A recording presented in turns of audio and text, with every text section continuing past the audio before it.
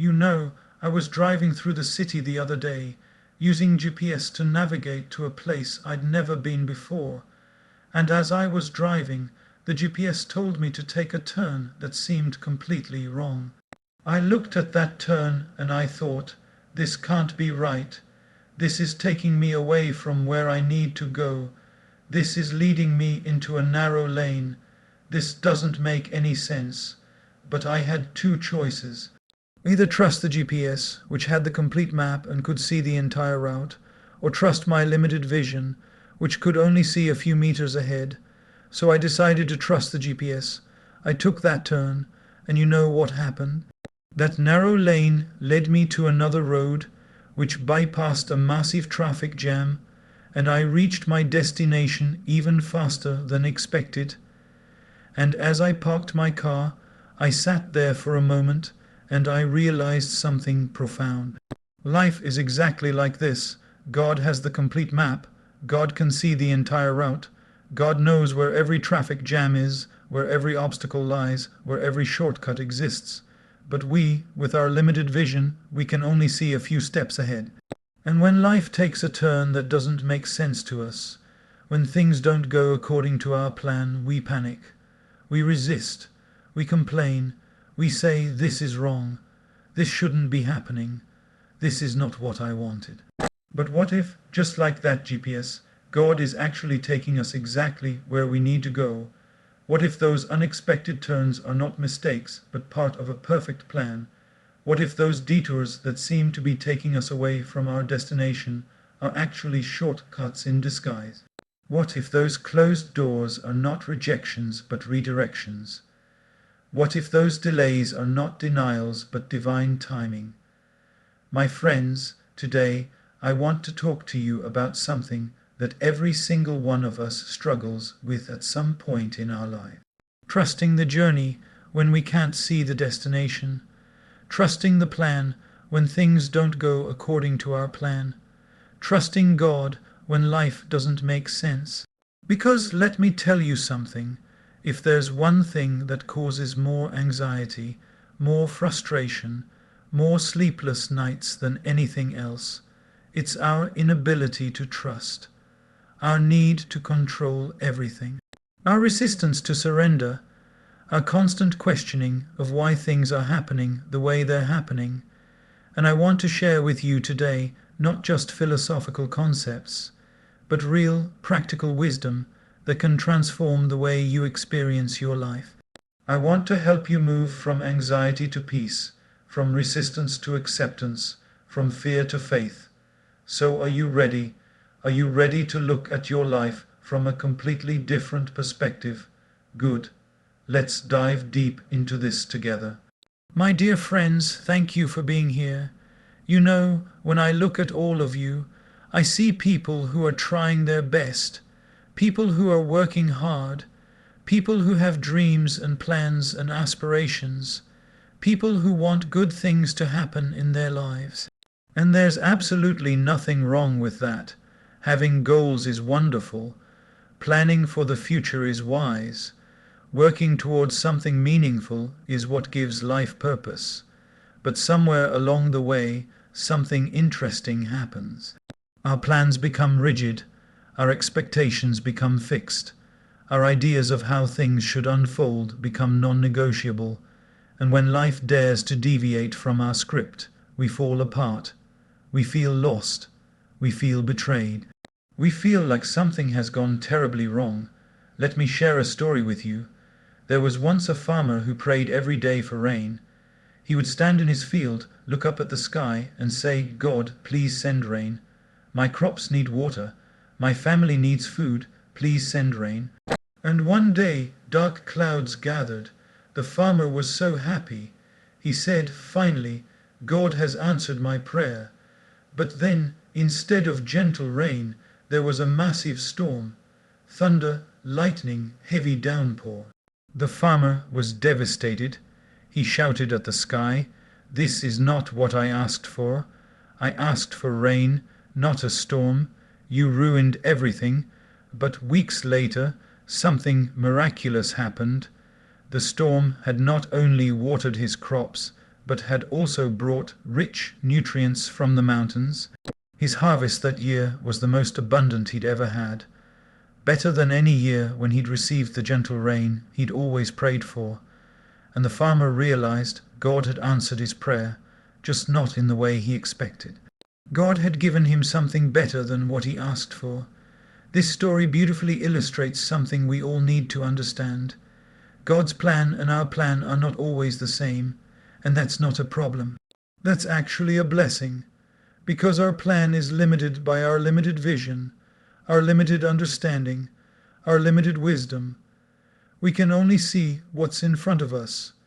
We can only understand based on our past experiences. We can only plan based on what we know, but God sees everything. God sees the past, present, and future simultaneously. God sees connections we can't see. God sees consequences we can't predict. God sees opportunities we can't imagine. And God's plan for us is not just good, it's perfect. Now, I know what some of you might be thinking. Gopal, that's easy to say, but how do I trust God's plan when I'm going through something really difficult? How do I trust when I've lost my job? How do I trust when my relationship has fallen apart? How do I trust when my health is failing? How do I trust when my prayers seem unanswered? These are valid questions. These are real struggles, and I want you to know that I'm not here to give you superficial answers or empty platitudes. I'm not here to tell you to just smile and pretend everything is fine when it's not. What I am here to tell you is this: trusting God's plan doesn't mean that difficult things won't happen. It doesn't mean that life will always be comfortable. It doesn't mean that you'll understand everything as it's happening. Trusting God's plan means having faith that even when you don't understand, even when things are hard, even when you can't see the purpose, there is a greater intelligence at work. There is a divine orchestration happening. There is meaning and purpose even in the chaos. You see, we live in a world that has taught us that we should be in control of everything, that we should have it all figured out. That if we plan carefully enough, work hard enough, and do everything right, life should unfold exactly as we want it to. But that's not how life works. That's not how the universe operates. And that's certainly not how God's plan unfolds. Life is not a straight line from point A to point B.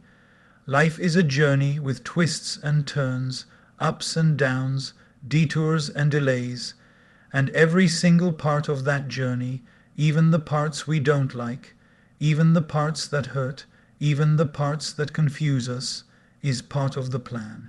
Is shaping us, is teaching us, is preparing us for something greater than we can currently imagine. Now let's talk about the real problem. Why is it so difficult for us to trust God's plan? What stops us from surrendering to the journey? What makes us resist and fight and struggle against the flow of life?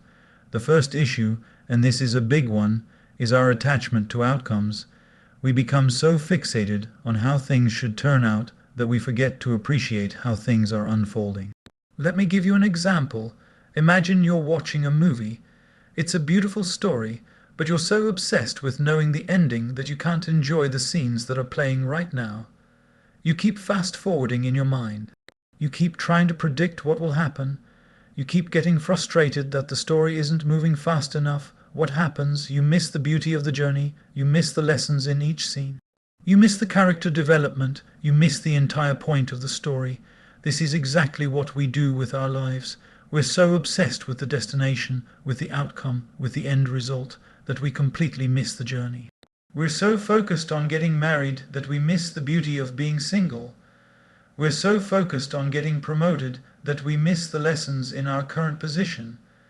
We're so focused on reaching our goals that we miss the growth that happens along the way. And here's the thing about attachment to outcomes. It creates tremendous suffering because outcomes are not entirely in our control. We can work hard, we can plan carefully, we can do our absolute best, but the final result depends on so many factors beyond our control.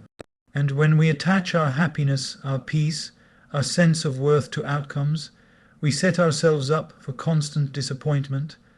The second problem is our limited perspective. We judge every situation based on whether it matches our expectations or not. If something goes according to our plan, we say it's good. If something doesn't go according to our plan, we say it's bad. But life is far more complex than our simple labels of good and bad. I'll give you a classic example that I'm sure many of you have heard variations of, but it's worth repeating because it's so powerful. There was a farmer whose horse ran away. His neighbors came and said, "Oh, what bad luck."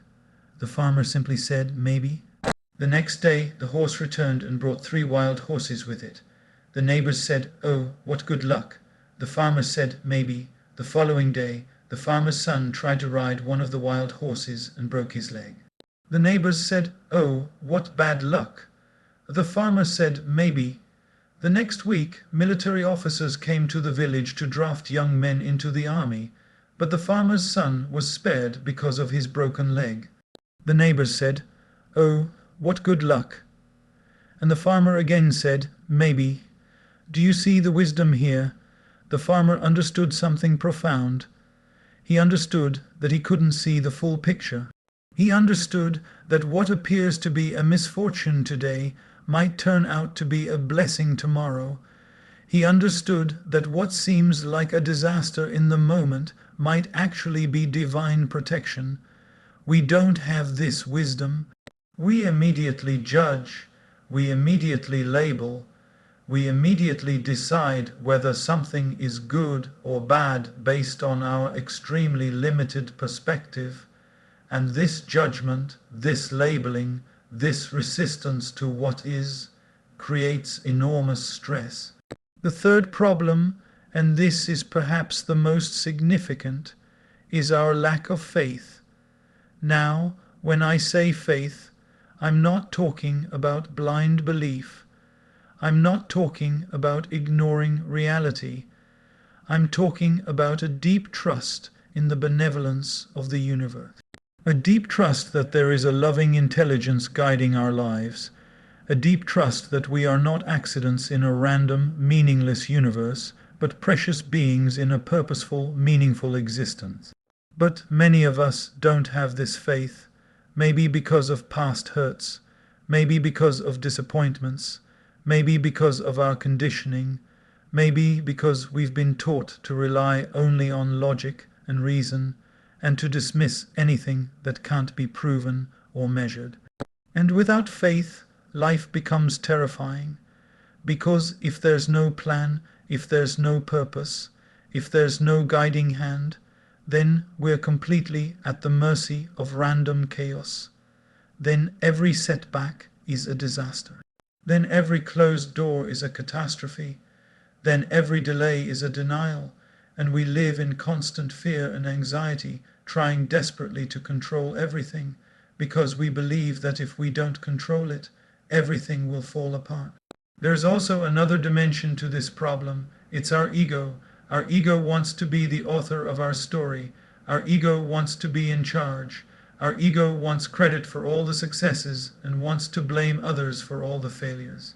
Our ego cannot accept that there's a power greater than itself, that there's a plan beyond its understanding, that there's a wisdom that surpasses its limited intelligence.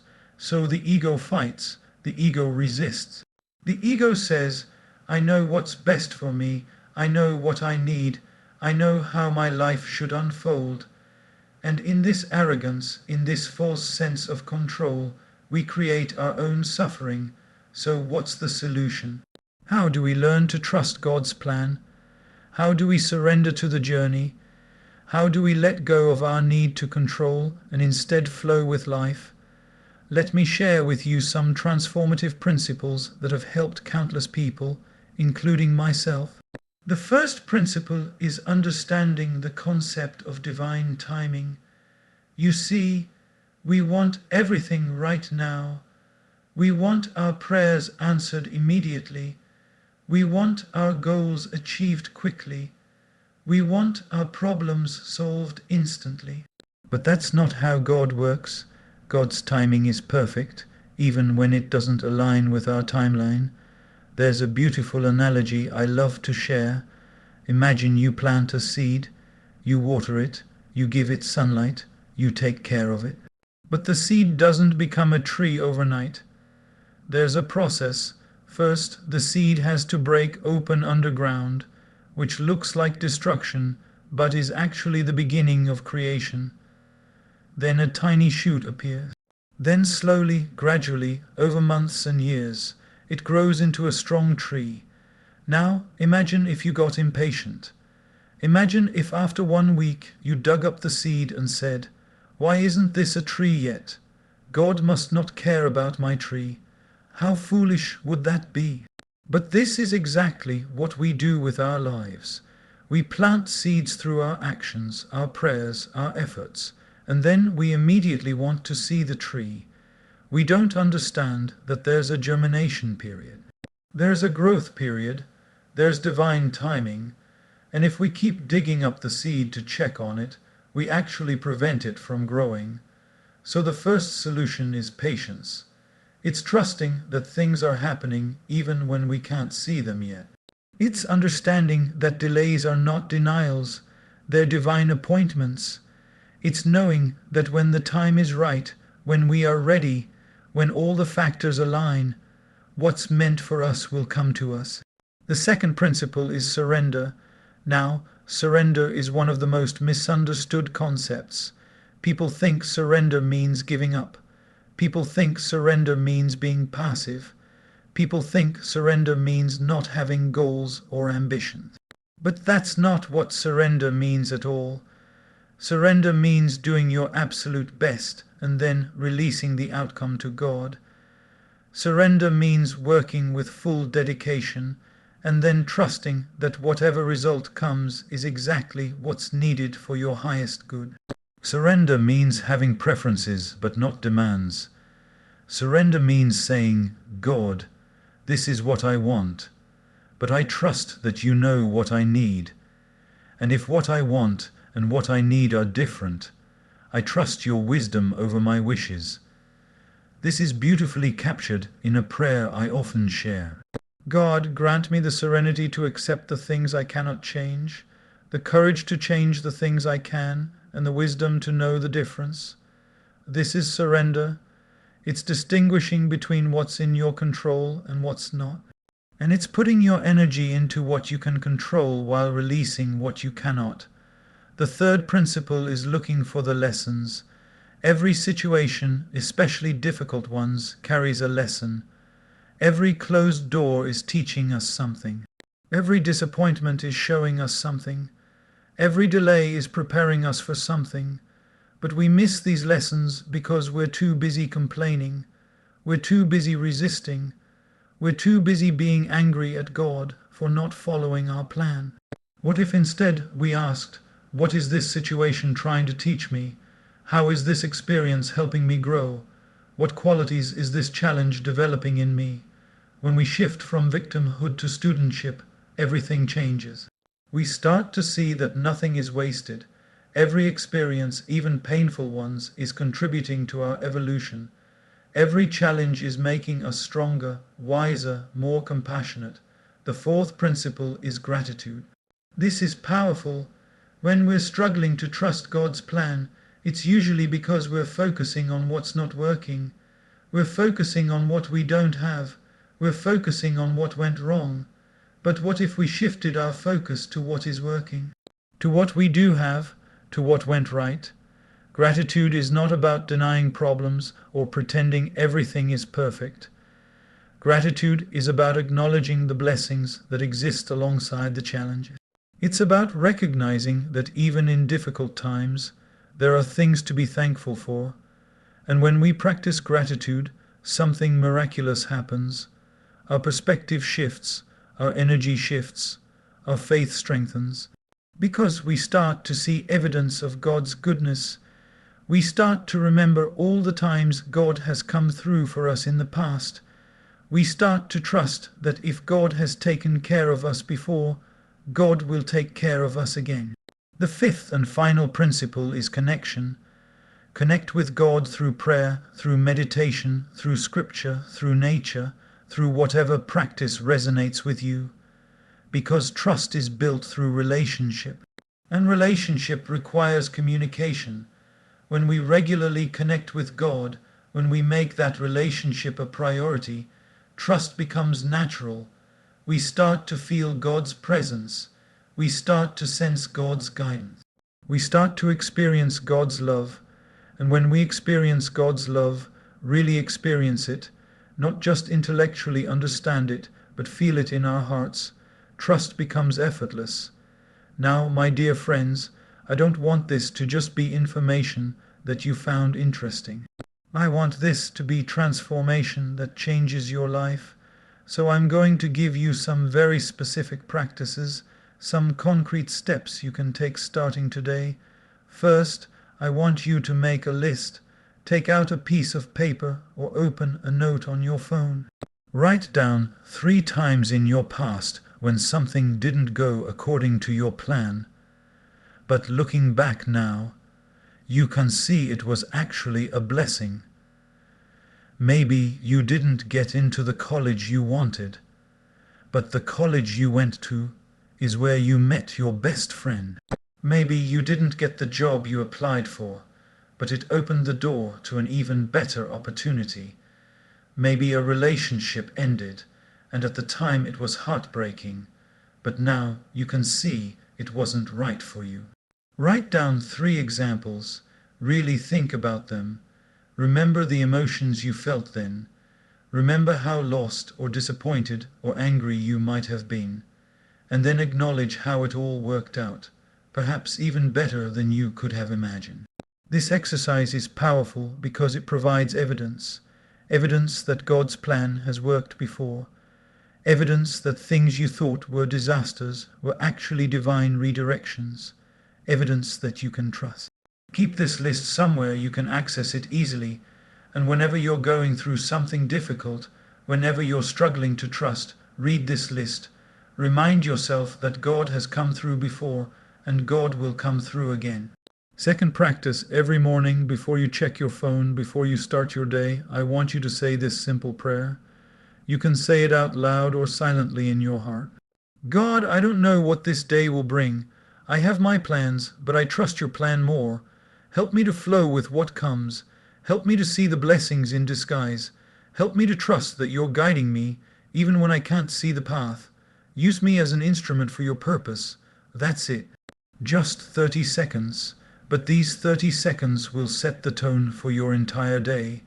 They'll remind you that you're not in this alone. They'll help you release the burden of trying to control everything. They'll open you up to divine guidance.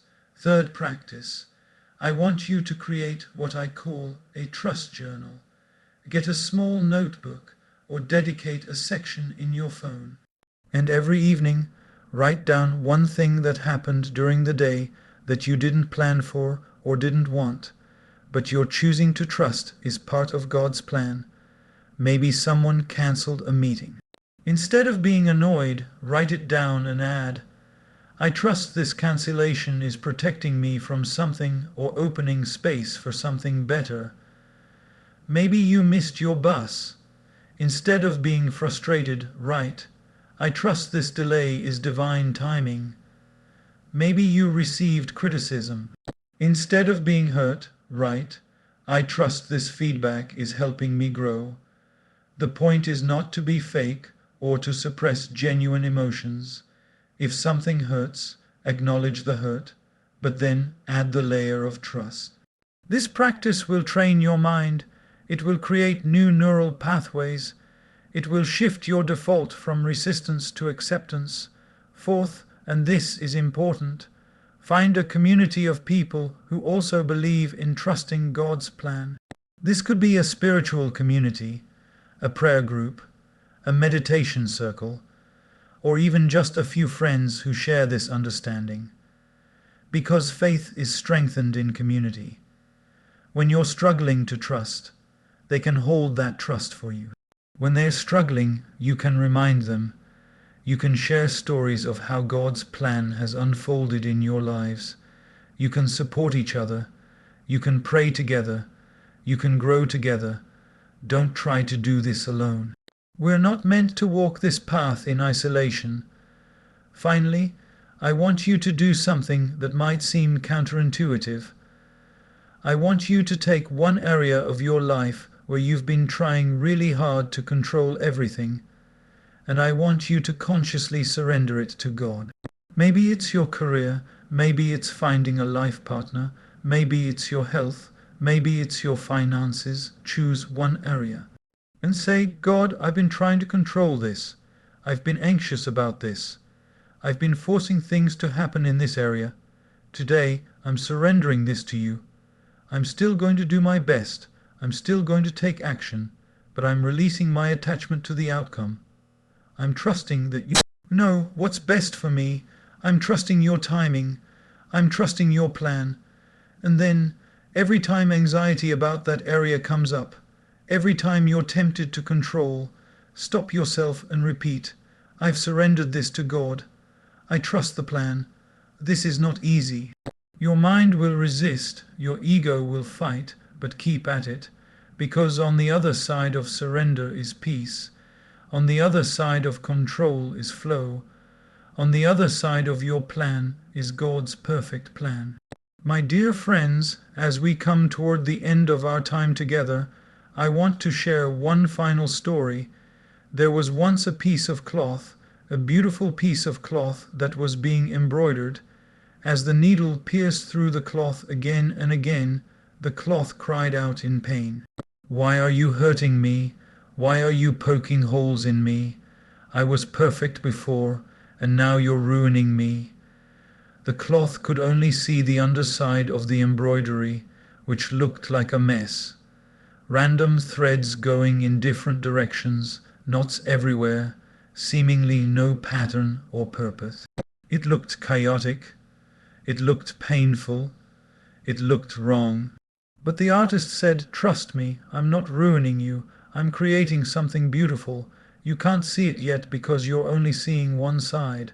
But when I'm done, when you see the complete picture, you'll understand. Every poke of the needle, every thread, every knot, everything that seemed random is actually part of a magnificent design. And when the embroidery was complete, when the cloth was finally turned around, it was breathtaking, the most beautiful pattern, intricate and perfect. And the cloth understood. Every painful moment was necessary. Every thread was exactly where it needed to be. What looked like chaos from one side was actually perfect order from the other. My friends, this is your life. Right now, you're the cloth. You can only see the underside. You can only see the knots and the seemingly random threads. You can only feel the needle piercing through, and it's painful, and it's confusing.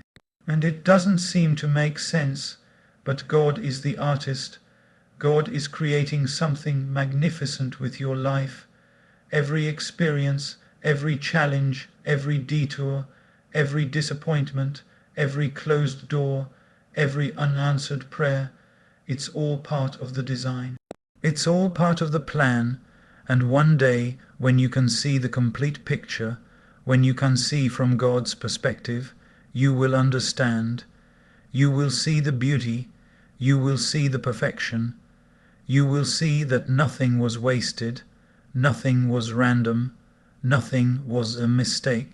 Everything was exactly as it needed to be, but you don't have to wait until the end to experience peace. You can experience peace right now by trusting, by surrendering, by having faith that the artist knows what he's doing. I want to thank you from the bottom of my heart for being here today, for being open, for being willing to explore these ideas, for being courageous enough to consider that maybe, just maybe, there's a plan bigger than your plan. And that plan is beautiful. Remember, trusting God's plan doesn't mean that life will suddenly become easy. It doesn't mean that challenges will disappear. It doesn't mean that you'll never feel confused or scared or disappointed. What it means is that you'll have an anchor, a foundation, a source of peace that external circumstances cannot shake. You'll have the knowing that you're exactly where you need to be, that you're being guided, that you're being cared for, that you're loved beyond measure. So as you leave here today, I want you to make a commitment to trust more and control less, a commitment to surrender more and resist less, a commitment to have faith more and worry less. This doesn't happen overnight. This is a practice. This is a journey. And there will be days when trust comes easily and days when it's incredibly difficult. That's okay. That's part of being human. On the difficult days, remember the GPS story. Remember that just because you can't see the complete route doesn't mean there isn't one. Remember that the divine intelligence guiding your life can see what you cannot. On the difficult days, remember the farmer and the storm. Remember that what looks like the wrong answer might actually be a better answer than what you asked for. On the difficult days, remember the embroidery. Remember that what looks like chaos from your perspective might be perfect order from God's perspective. And most importantly, remember that you are deeply, profoundly, infinitely loved. You are not walking this path alone. God is with you in every step, in every breath, in every moment.